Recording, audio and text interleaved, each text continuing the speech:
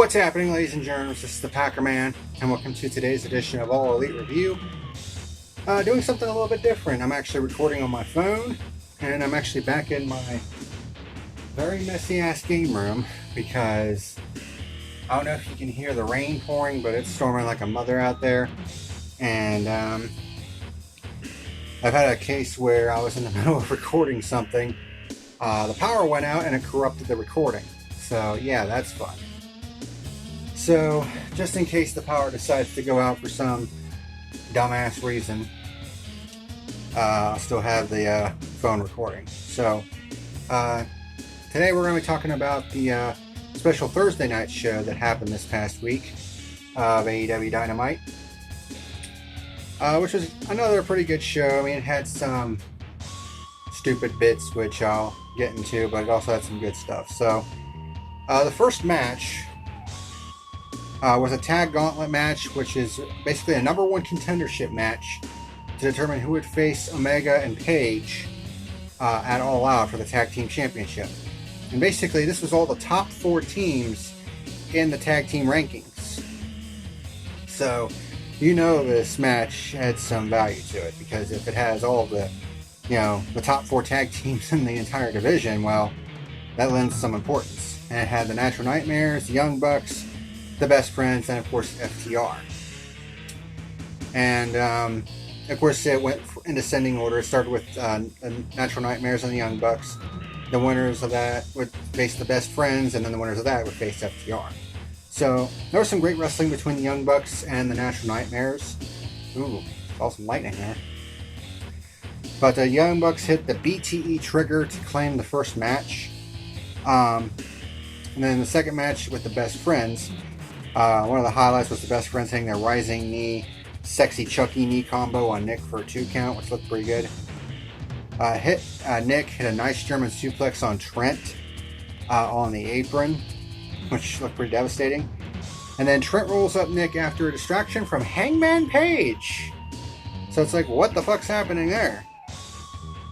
Because the Young Bucks are getting ready to go for the Meltzer driver, and for some reason Page grabbed Matt's leg, and Nick got rolled up for the 3. So that's putting that into motion. And there's so many different facets that could happen from this that it's just, you just don't know what the hell's going to happen. And that's the great thing about All Elite Wrestling, is you don't know what the fuck's going to happen next. So you gotta tune in to find out what's going to go down. And then in the final, it was Best Friends against FTR. FTR basically went after the Best Friends, and Dax Harwood actually locked in an inverted figure 4 on Chuck to get the submission win. Very unusual. But Chuck had been selling a knee injury from the previous round with the Young Bucks. So, of course, FTR is going to be going to All Out to challenge for the Tag Team Championship. And, logic would denote that they would probably be winning the Tag Team Championship.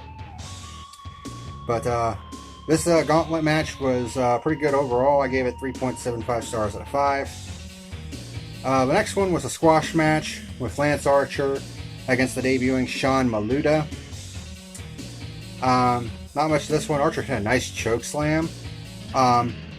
And he also hit the blackout and the EBD claw for the 3 count in the victory. I gave it 2.5 stars out of 5. Oh, one other thing to note is that they had Chris Jericho on commentary, and when he came out to do the commentary before the tag gauntlet, all the fans in attendance, there were like 500 or 600 that were allowed in, and they were basically singing Judas, and the shit-eating grin that was on Jericho's face when he heard that was just, that's just priceless. Then Jake the Snake Roberts starts talking about the Casino Battle Royal, which Lance Archer was entered into. Then Taz comes out with Cage and Starks and says that one of his guys is going to win the Battle Royal. So it's going to be pretty interesting to see what happens when Lance Archer and Brian Cage hook up. 2 giant monsters, who are athletic, agility, and strength, crazy ass moves. That'll be interesting to see. Then Darby Allin comes out and attacks Starks, knocks him out of his shoes, literally. And the two basically have an all-out brawl on the entrance ramp. See what I did there? Then MJF starts walking towards the ring with his entourage because they had the contract signing coming up. Then they had a video package where Thunder Rosa and Shida signed the contract to make their title match official, so it will be Shida against Thunder Rosa for the AEW Women's World Championship. So it's World Champion against World Champion. I think that will be the standard setter as far as the women's division is concerned. So next up we had the contract signing between Moxley and MJF, and let me tell you something. These two were spitting fire at each other for the majority of this. And the lawyers, MJF's lawyers started getting involved, and Moxley was like, sit down, dickwad. I like that. So both ended up signing the contract, but Moxley ended up adding a 17th page to the 16-page contract, which stated that next week he's going to be facing off against the lawyer in a tune-up match, and if the lawyer did not show up, then MJF would not get his title match at All Out. And the paradigm shift is legal. So that was the whole thing with this contract signing. It was to make the paradigm shift illegal for Moxley to use in MJF's world title match. So they've already got a built-in out for Moxley because, you know, I mean, he's basically the number one guy. I mean, in fact, he's the number one guy on PWI's PWI 500, Pro Wrestling Illustrated's PWI 500. You know, he's number one this year, so there's that. So that's funny. Next up, we had a 8-man tag match which had the New Jersey Connection, which is Sonny Kiss and Joey Janela and Brian Pillman and Griff Garrison against the Butcher and the Blade and the Lucha Brothers. Highlights: the Lucha Brothers hit some twin somersault punches. One thing I noticed is that Griff Garrison's got some pretty good moves. You know, I noticed that.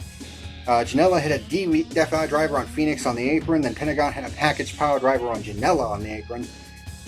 And then the Lucha Brothers hit their LB driver on Pillman for the 3 count and the victory. I give this match 3 stars out of 5. I thought it was pretty good. And then Eddie Kingston, who is their manager, so to speak, basically cuts a promo and says that all 5 of them are entered into the Casino Battle Royal as well. So this year's Casino Battle Royal is looking to be pretty fucking loaded, I'll tell you that much. Then the Dark Order come out with a casket and 6 lawnmowers, because I guess they all got a big payday for winning Brody Lee winning the TNT Championship. So they ended up getting 6 lawnmowers. They also bring in a casket which had 10 in it. I forget who the fuck that was right off the top of my head. But they also had a bunch of Nightmare stuff in it, Nightmare Family stuff in it, some of Cody's effects and shit like that. The real reason why Cody's actually going to be off TV for a while is because he and Stephen Amell, I guess, are going to be doing some kind of project about, I guess it's some kind of wrestling TV show. Not like for an actual wrestling company, but like a scripted television show or a movie. I can't remember what it was, but they got that going on. But Brody Lee comes out with NJ right behind him, so NJ officially joins the Dark Order after Brody Lee calls her 99 and the Queen Slayer. So there's that. Schiavone interviews Brody Lee, says that there will be no more open challenges for the TNT Championship, and nothing can stop me from holding on to this belt. I'm paraphrasing here, obviously. Dustin and QT Marshall come out to try to stop the Dark Order, but they get beaten down. Scorpio Sky then comes out, but he gets overwhelmed as well. And then Matt Cardona makes his appearance, which should be obvious because he's a longtime friend of Cody.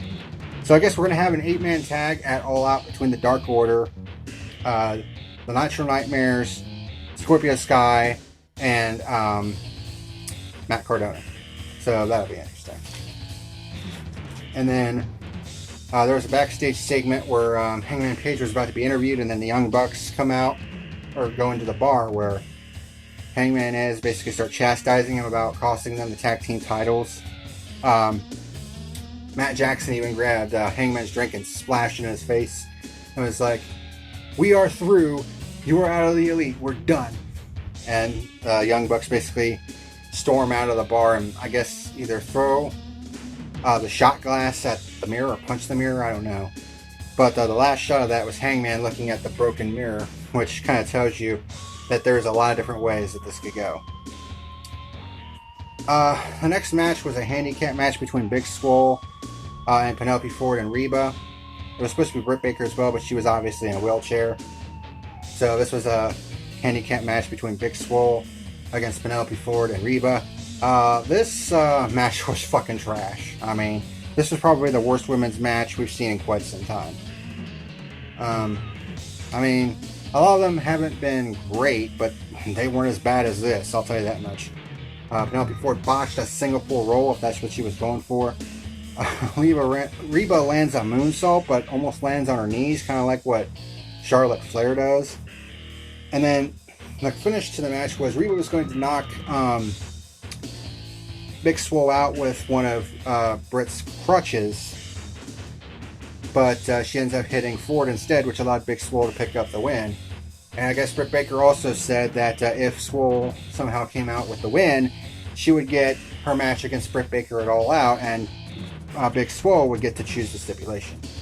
But this match was, I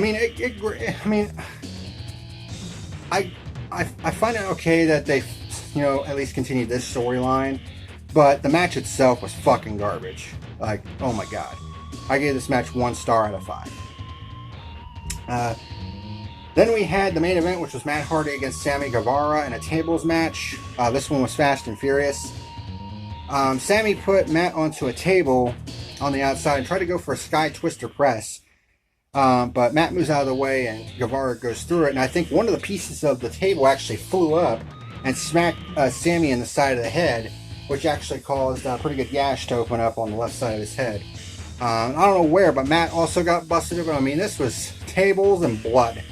I mean, it was fucking crazy. And I have a feeling it's not over between these two. I mean, I think it's just going to get, more and more crazy from here on out. Matt hit a side effect on the apron. Tried to go for an elbow drop through the table this time, but this time Guevara moves out of the way.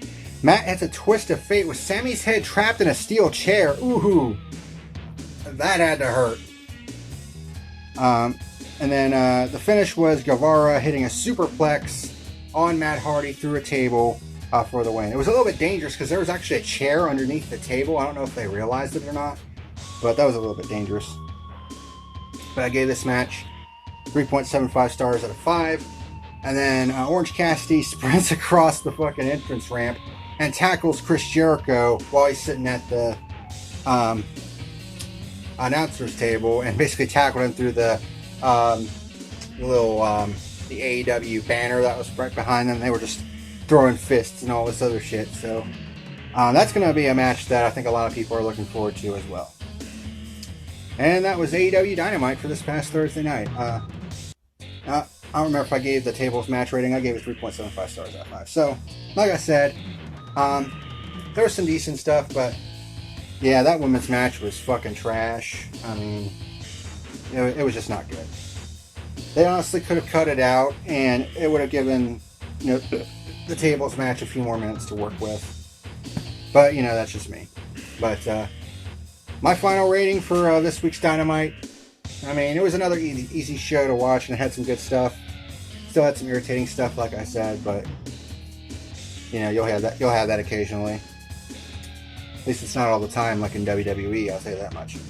But my final rating for this show, I'll give it a 6.5 out of 10. It was alright. Next week is the Go Home show, and it'll be the third week in a row that NXT and AEW will not be head-to-head because NXT is actually moving this time. They're going to have a special Tuesday night show, which will be their first show in September, and then AEW will have their Go Home show for All Out right after. So next week we're actually going to have 2 episodes of All Elite Review, because I'll be reviewing the Dynamite episode, the Go Home show, and then All Out after that. So that'll be fun. So thank you very much for watching.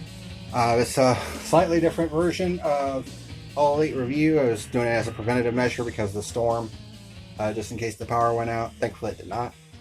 Here are my updated personal rankings. And until next time, this is the PackerMan signing out. See you later.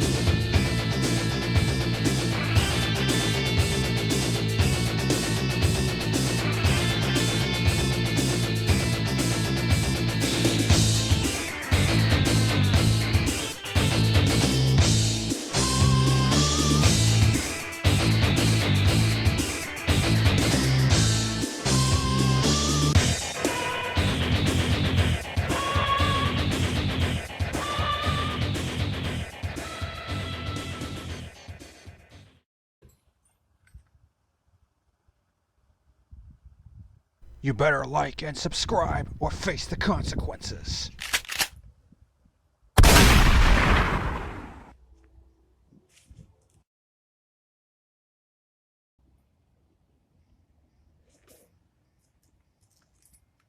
You have been warned.